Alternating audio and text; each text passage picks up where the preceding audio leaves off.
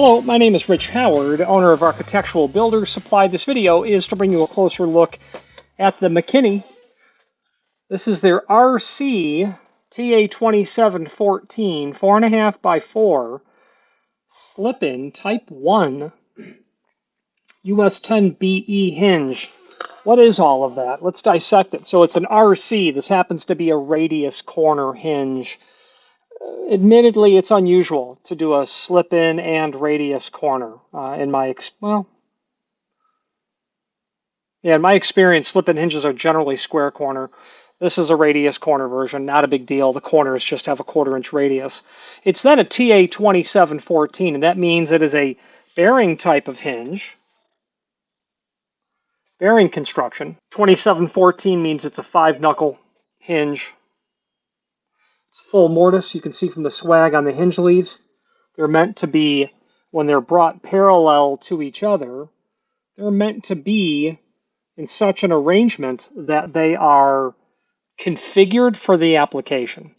Now, when we study the fact that a TA2714 is a full mortise hinge, you'll notice that the swag or the bend on the hinge leaf here is different than the one here, and that's because it's a slip-in hinge. It's a Type 1 hinge, which means that swag is going to be such that when you bring the leaves parallel, there's a noticeable gap between the two leaves right in here, where it would normally be like a 1/16 of an inch. This is probably, pushing a 1/4 inch.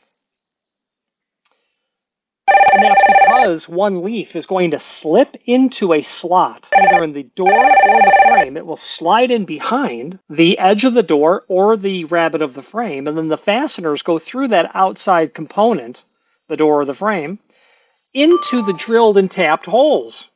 This is the leaf that will go into the door or frame, that will slip in. The other leaf just goes on normally with the standard countersunk holes that are here. Okay. Type 1, meaning that one leaf is meant for a slip-in. Type 2, and we'll get to the information in a moment, would be both leaves are slip-in. I never, ever see slip-in hinges used in these modern times. The only time I've ever seen them is when you're dealing with aluminum storefront from the 1950s, 1960s, that sort of era, slip-in. That material, those aluminum storefronts, they're still out there. You do still see them. If you're in an older city, a city that was built in the mid-20th century, you'll know the aluminum storefront material because it'll look different than what it is today.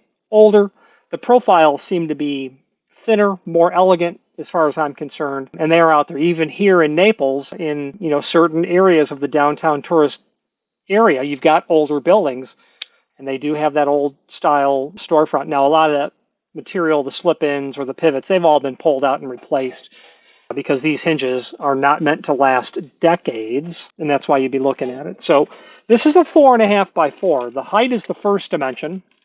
It's 4.5 inch tall. The width is 4 inch. Okay, so the hinge is taller than it is wide. Why would that be the case? It's typical for aluminum storefront to have a vertical axis of pivoting tucked closer to the face of the door and frame.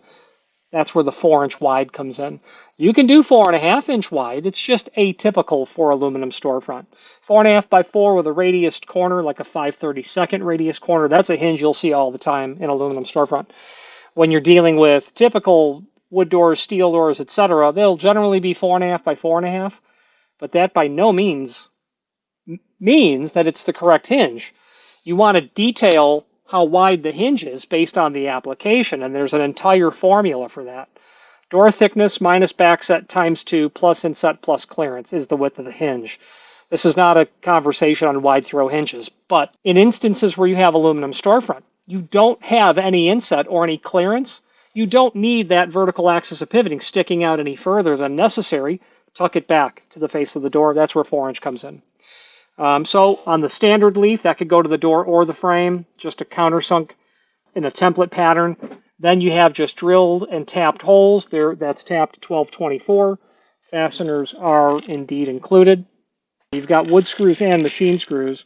By all means, indicate what fasteners you want. I can't fathom someone using or needing wood screws at all on this application.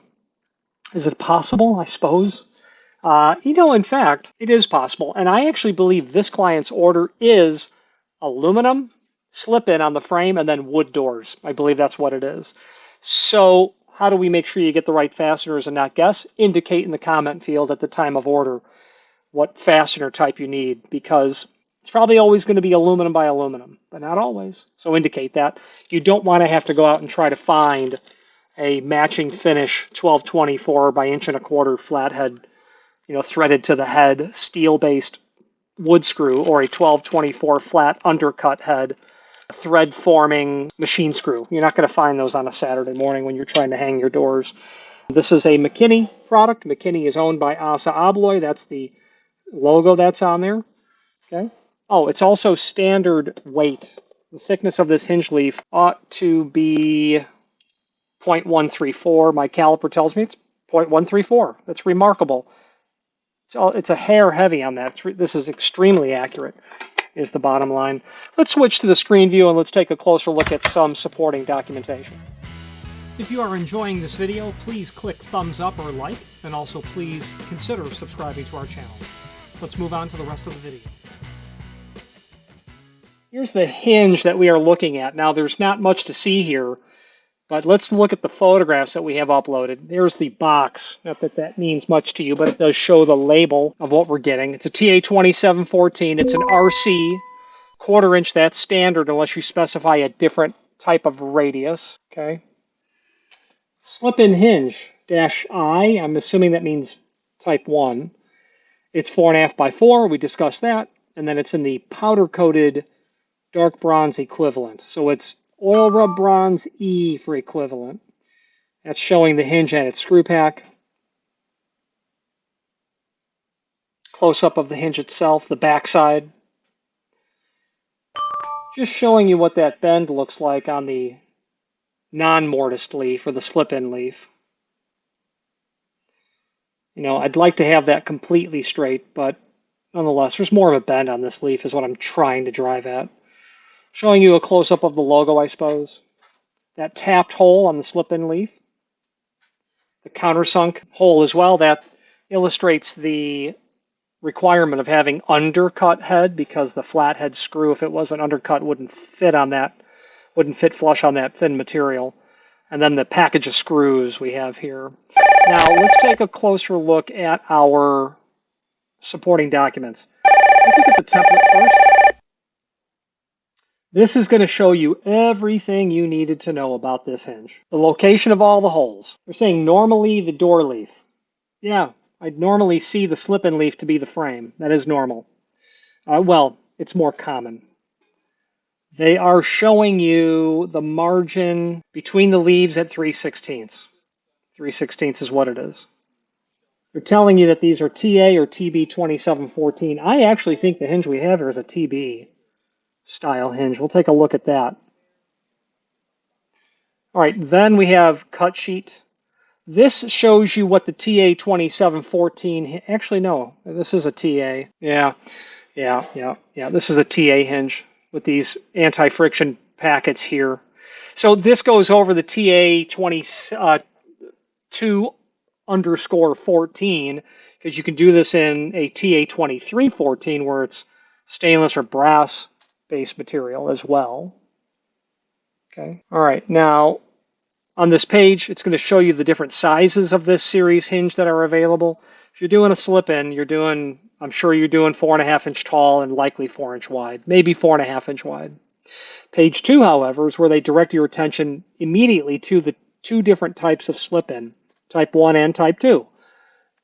They're shown really elegantly here, where one leaf is slipped in. That's funny, they say normally the jam leaf, but then they draw the type 1 as the door leaf being slipped in. It could be either, but that really illustrates. Here's a type 2 where both leaves are slipped in. There's just literally slots cut in the face of the door and the frame for these. There'd be a slot cut right in the face of the door. Then your screw would just come right in here and attach directly. One leaf has standard punching and countersinking, and the other leaf is drilled and tapped so it can be inserted through a slot in the door or frame Both leaves are specially swagged to provide 3/16 clearance between the leaves when parallel. They say the hinges are handed. They really aren't, in the sense that you can turn them over. You're going to have the ability to drive the pin out. But, we sent this order to the factory for handed hinges, and they didn't come back handed, or at least indicated that they were handed. Let's take a look. Actually, I stand corrected. The factory, while they didn't indicate on the box itself, they did ship them out as 2 of each hand. And all that they did was they assembled where the pin is located accordingly. So this would probably be the door leaf with the countersinks, making this, let's say, a right-hand hinge. Well, they've got the pin in the proper orientation with the leaves reversed for the opposite orientation. But again, it can be flipped over, and you can drive that pin out, pull that button tip off, and flip it to the other side. That would make it a non-handed hinge. However, it's nice to have that material show up to you already handed correctly. Okay. And then when you get to type 2, not only will both leaves be tapped, but you're going to have a larger margin. I think that gap is going to go to 5/16 between the 2 leaves. They show you what sizes you can order: 4x4, 4.5, 4x4, 4.5, 4.5 in type 1 or type 2. Okay. They're showing you that you can do stainless or steel-based hinges. In your type 2s, the hinges are non-handed, and that's true. There'd never be a reason to flip that pin over, so that makes that rather easy. Okay, so we've covered this cut sheet really well, and again, NRP is an option, and I would think that the majority of installations are going to require non-removable pin, so make sure that you select the appropriate non-removable pin. These hinges in this video are not non-removable. They are removable pin hinges. Okay. Now, below this video, as seen here, is a link to the manufacturer's page. When you click on that link, you can pull up not only all of the Mckinney products that we sell by means of this horizontal navigation as seen here, but also a link to the manufacturer's website, as well as a link to the full line catalog from Mckinney. The name Mckinney has been around for several decades, maybe more than a century, in fact. And we do have some older catalogs that are here. We've got one that's almost 20 years old. And then we've got one that's about 90 years old. They used to be a forged iron company. And back in the 80s, Mckinney also was involved in Division 10 hardware as well, meaning commercial restroom equipment. Let's wrap up this video on camera. If you've not hit subscribe yet, we would very much appreciate if you did, and hopefully you're enjoying this video. Now, let's get back to it. All right, in conclusion, that's everything I can tell you about a Type 1 Mckinney hinge. Again, I do see hinges not unlike a Type 1 hinge used in new construction, but they're really variations of raised barrel hinges, where you've got one leaf that is being double mortised, or a leaf is occupying a part of the door and frame that's atypical. But slip-in hinges are literally exactly that. They slide into a slot. And again, you don't see them often these days because those openings are decades old. But should you have one like this client, an airport in central southern Illinois, they have a application where they've got some of this material. It's just the bottom line.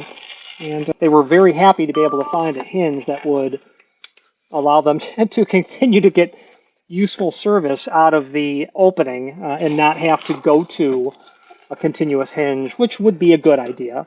But, there are times when you just want to replace what's there, and this meets exactly what the client had. The radiused corner is a bit odd, but if you go back to what we said, I believe these are wood doors. That makes perfect sense that you'd have a radiused corner. 1/4 inch is typical on an RC, but they can do 5/8. Good quality people over at Mckinney. There is a gal there who is intimidating in a good way when it comes to her expert grasp and command over the world of hinges. So know that when you're dealing with Mckinney, you're dealing with people who've forgotten more about hinges than other companies have ever learned. And that's not really an exaggeration either. If you have any questions on this or any other Mckinney product, please feel free to reach out to us. And thank you. Thank you for watching, and if you've enjoyed this video, please click thumbs up, please subscribe, and maybe even send the video to someone that you know. Thank you.